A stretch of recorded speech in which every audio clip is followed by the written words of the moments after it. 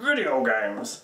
Oh yeah, I know I talked last week in a very sleepy way about what Metal Gear Solid the series meant to me, and I was actually thinking of like redoing it this week and cutting it from last week's episode, which by the way, I still haven't edited. There's so much else going on with like Spider-Gwen and trying to, you know, get baby stuff in order and random tasks around the house that I just haven't done anything with last week's episode yet. And that's a long one, so we'll see what happens there and when it actually goes out. But all that goes to say that I do just want to mention there are now probably about 24 hours until the official release of Metal Gear Solid 5 The Phantom Pain. It's going to be amazing. I know it's going to constantly be pulling at me, and I don't say this lightly. Like, this, I love my wife, I love my child. This series has meant so much to me growing up, and has such a powerful emotional pull for me in terms of, you know, like genuine cathartic experiences that have changed the way I view the world, that I know that it's going to be a struggle sometimes to balance, you know, family stuff and wanting to play this game. And of course, playing this game will always be a selfish thing. It'll always be just for me, whereas things for my wife and son and cats and chores around the house, that's stuff that's for, you know, my family. And so, you know, we'll see if I can relegate most of playing Phantom Pain to the train on my commute, and you know, see how much I can get done there and avoid spoilers, because man, it seems like there's a lot of jerks out there that want to spoil the game. Luckily, I've stumbled across a couple little things that weren't really spoilers because they kind of just confirm predictions I already had, but luckily I haven't seen anything, you know, too bad yet. But yeah, 24 hours from now I might be downloading the game, and I'll probably play it on my Tuesday morning commute, which would be pretty cool. And then if I take like Wednesday off this week, maybe I can play it a little bit at home. Because I'm thinking that, and this isn't coming from a video game perspective, but it might be nice that because this is another 4-day week, to break it up a little bit, and maybe if I took just Wednesday off, so that'd be 2 days at work, a day at home, help Liz with whatever she needs, and then Thursday back to work for a day, and then have an awesome 4-day Labor Day weekend, which will be wonderful. It's a really great way, I think, to ease into, you know, going back to work, and having a child, all that good stuff. So, real quick, I just want to, obviously, Metal Gear Solid 5, amazing, everything looks incredible. I've been watching way too many videos and reviews, and it's actually remarkable I haven't seen any spoilers yet in, like, comment sections or anything like that. But let me just talk real quick about a few predictions I have, and things that I'd like to see in the game. I know a lot of these are total shots in the dark, but it's kind of cool to just be recording this before I get my hands on the game at all. So, let's start with, I guess I'm kind of fusing things I'd like to see and things I'm predicting. So let's start by saying, right now we just know the opening sequence is in Cyprus, then we go to Afghanistan, then we go to Africa. That doesn't seem like a whole lot of variety. Like, yes, I know Afghanistan's a big barren desert kind of thing with sandstorms. Africa has some lush jungles and much more hilly terrain and all that kind of stuff. But I gotta feel like there's gotta be another area in there. And Mother Base doesn't really count. It sounds like that's pretty stagnant. But I want to believe there's some, it doesn't have to be secret, but some other area, even if it's smaller. I guess maybe we'll get to go back to Camp Omega for something, but anyway, I mean, you figure, like, you know, MGS4 did such a good job of hiding the fact that you get to go back to Shadow Moses. I mean, there can't really be anything quite like that unless you go back to Selino-Yarsk in Russia or something like that. Although, you know, that I guess that game was 10 years ago. Oh, that's so weird. That game was 11 years ago. Wow. So, yeah, just thinking about that for a second, that, yeah, Metal Gear Solid 4 came out in 2008, 10 years after 1998 Metal Gear Solid, and you got to revisit Shadow Moses. So that would be really interesting to think that this game coming out in 2015, 11 years after 2004, the, amazing Metal Gear Solid 3 game, which I, by the way, replayed the last section of. Real quick, I replayed the last section of Metal Gear Solid 3, teared up as I always do. That boss story is so powerful and does such a good job of setting the stage for why Big Boss goes on the journey that he does, and hopefully we're going to see the final arc of that now, where I say his cynicism about his role in the world as a patriot and a soldier, and what he's actually capable of doing in terms of good, is finally going to twist him into the bad guy that he becomes in the 1987 MSX Metal Gear 1 game.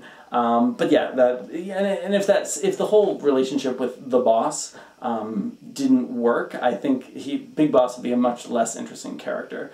But it totally works, and so I think it makes everything incredibly complex and fascinating and deep. and what a cool character. And it's a shame that now that Hideo Kojima is almost guaranteed to be fired from Konami, that we're not going to get to see the game that he talked about wanting to be on the sidelines of producing, which would be about the boss and her time in World War II. Although when I think about that a lot, that might not even be that great of an idea, because the Cobra unit is really weird, and it's weird to imagine her working with them. But a game just focusing on her, maybe her relationship with Asaro, giving birth to Revolver Ocelot, I mean, that could be cool if it focused on that. Doesn't matter, pipe dream, alternate universe now, where Kojima was able to stay at Konami.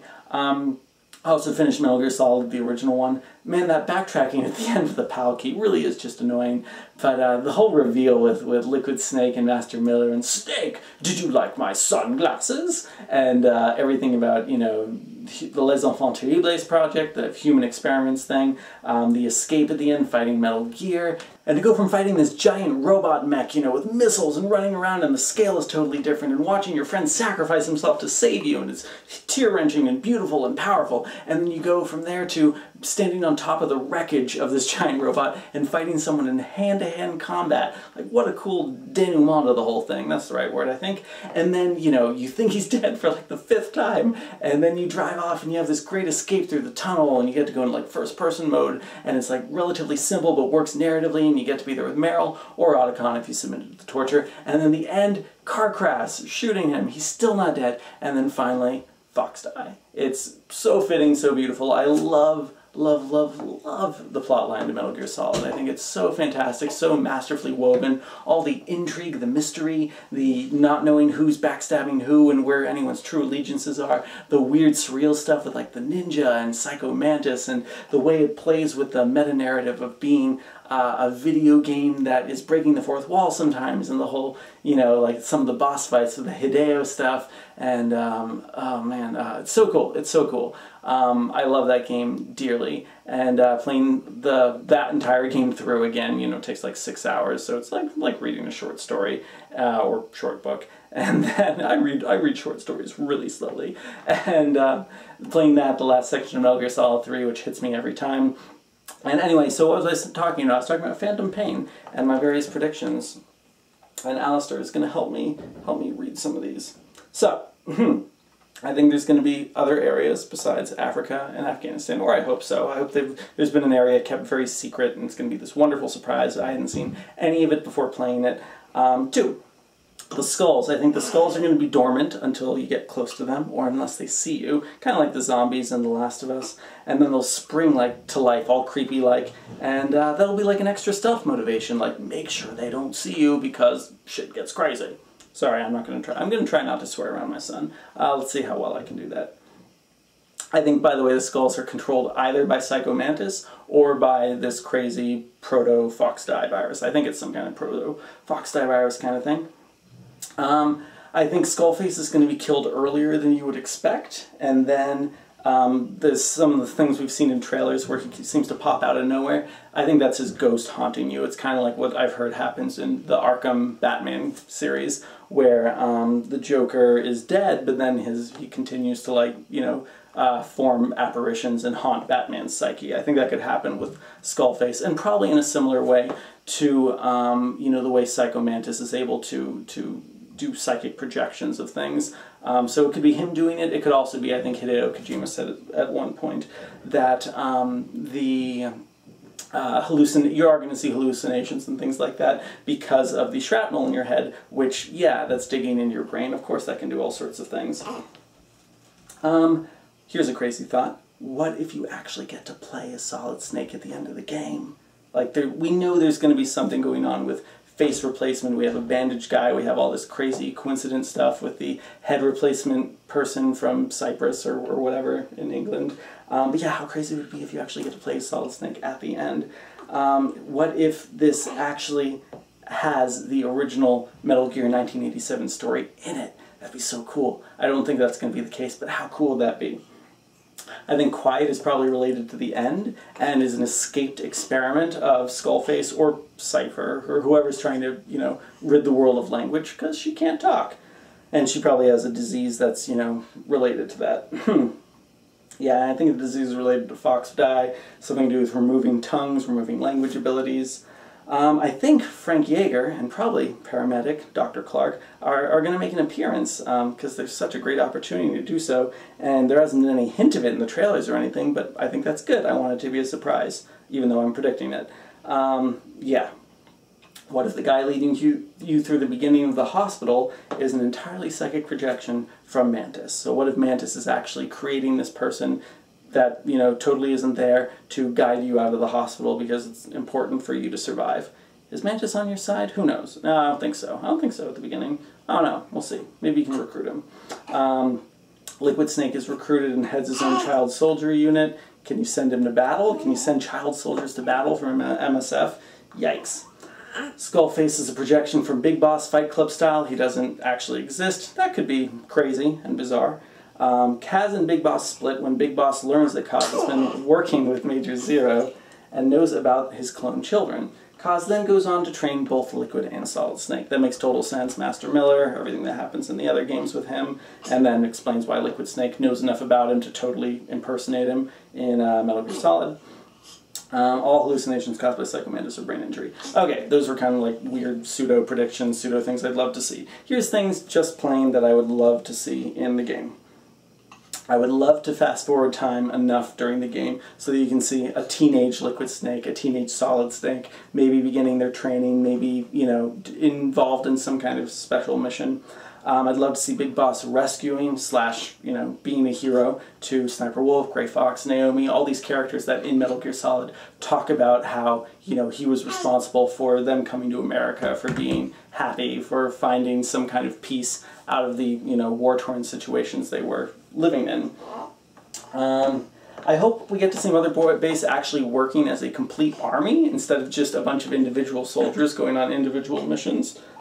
Because, yeah, I mean, you got an army there, and the same thing was the case in Peace Walker. You never actually got to see, like, the full army at work. Maybe it could be like the end of Buffy with all the, you know, hunters and all that. Oh, look at all this spit up.